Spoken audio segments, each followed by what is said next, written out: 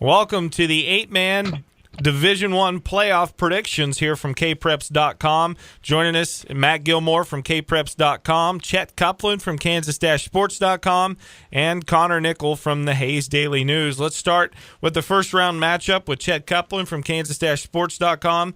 West Elk against Yates Center. Chet? Really two good stories this year. West Elk has played really solid, 9-0 on the year.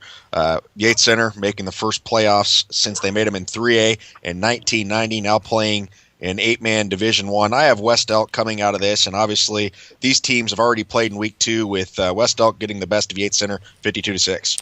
Matt Gilmore from Kpreps.com. Peabody Burns will host Clifton Clyde. Yeah, this is maybe the toughest game to pick in the first round, I think, here. Peabody Burns, of course, they had that upset of Madison a couple of weeks ago, 40-34. Braxton Kyle, their quarterback, can really throw it around, and Fred Windsor at running back. Clifton Clyde is a team that hasn't been to the playoffs since 2010, but obviously a really good program there under Coach Steinbrock. This is an interesting game. I think Clifton Clyde's maybe a little better tested, and I look for them to maybe to eke out a road win and get on to the second round. We'll stay with Matt Gilmore from Kpreps.com. Mendocino Valley hosts South Haven. This is really it has the potential to be a good game. Mendocino Valley is 8-1. They're only lost to Madison. South Haven on the season has only lost to West Elk in a really close game. So if you look at this, these two teams met in the first round last year, and South Haven won that one 52-22. I think it's a little different story. JT Yunker is a great player for South Haven, but the Trojans of Mendocino have so many weapons, and Caden Vanderpool and Matt Jones, and I look for them to move on to the second round. Our next matchup, an 8-man D1, as we look at Osborne, the new number 1 team, hosting the old number 1 team, Madison. Boy, this is a big time. This could very easily be a sub-state matchup. Who do you like in this one? Well, and you took the words right out of my mouth. I mean, this was probably our prediction for the sub-state title just a couple of weeks ago before Madison lost. You know, Madison dealing without their quarterback Sam Blueblaw and without Dallas Thompson at running back.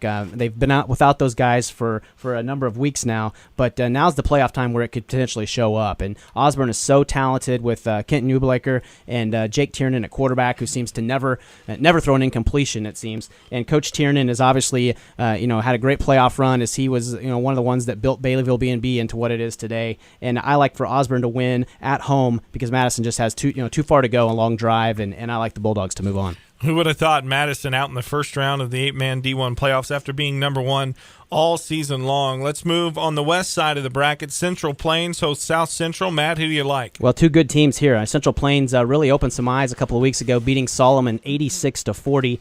They're going to do it through the air if they want. Braden Kreitz is a sophomore quarterback who is 6'3" and 180 pounds. Lane Bieberly is just exceptional. I mean, he is so talented in the return game as a receiver and just all across the board.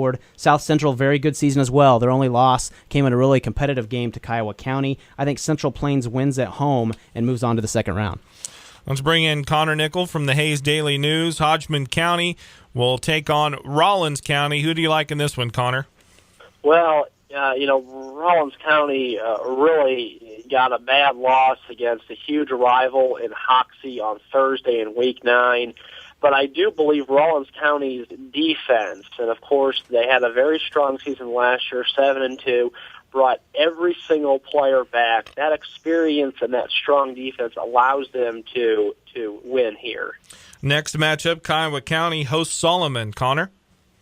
This is a phenomenal game. Kiowa County, the last couple of years, I've always felt they've had the talent to make a great run.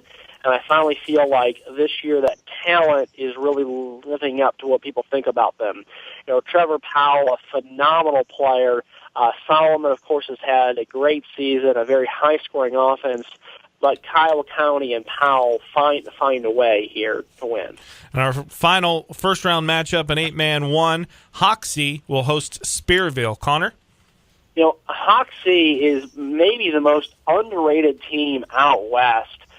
Chase Kennedy and Connor Cott have put together outstanding seasons. Kennedy is a 4-year starter in basketball.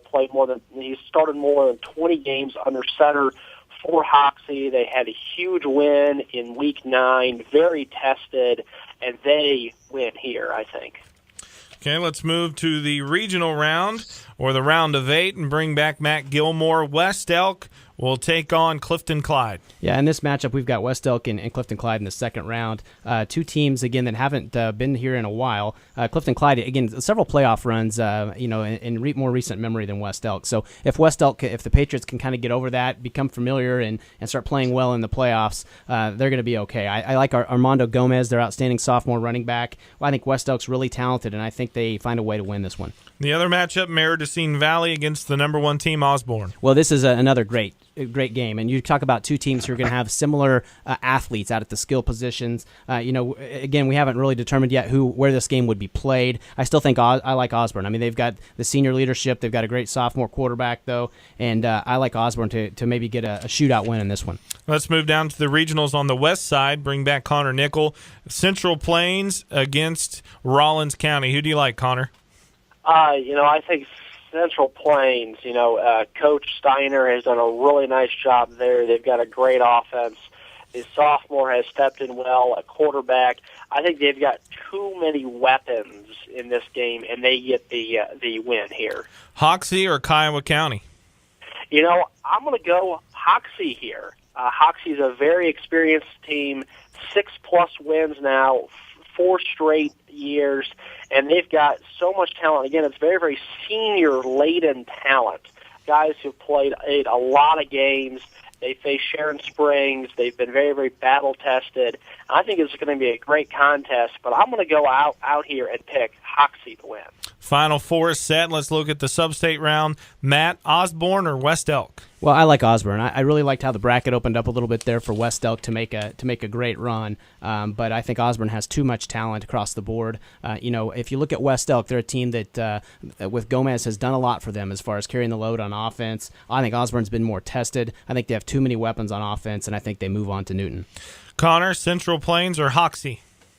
I think this is going to be a fascinating matchup. And what 8-man Division I has done the last couple of years, you think of South Gray a couple of years ago, there's always been a surprise team. And this season, I think Hoxie is that surprise team. Again, a lot of great talent. This will be an outstanding game of skill position players. I think the difference comes up front. Mitch Johnson, the senior nose guard for Hoxie, is a huge presence up front. I think Hoxie finds a way to go to state. Let's bring back Chet Copeland from Kansas-Sports.com in the 8-man 1 state championship game. Chet, do you like Osborne or Hoxie? I'm going to go with Osborne here. I think they just have too much. They've been dominant all year. Great running back, and I think they get it done. Matt? Yeah, I like Osborne too. Like I said, I think they have so much talent on offense. Remember, this is a program that's just a year away from making back-to-back runs to sub-state and the semifinals before losing it back in 2010 and 2011. So they're playing the program's at a high level, and Coach Tiernan certainly carries that through. And I think Osborne gets the state title this year. Connor, who do you like? Yeah, I think Bulldogs win here, and not only for those reasons that we've been talking about, the great offense, but two things really stand out to me. Obviously, Coach Tiernan's experience, but their assistant coaches, Ken Ubelaker, Kenton's father, is in his 36th year of coaching, and Colin Reiner, the head coach prior to Tiernan, has now remained on staff. You've got nearly 60 years on that staff and a lot of wins. A great coaching staff, a great team finds a way to win a state championship. That's our 8-man 1 playoff prediction here from Kpreps.com.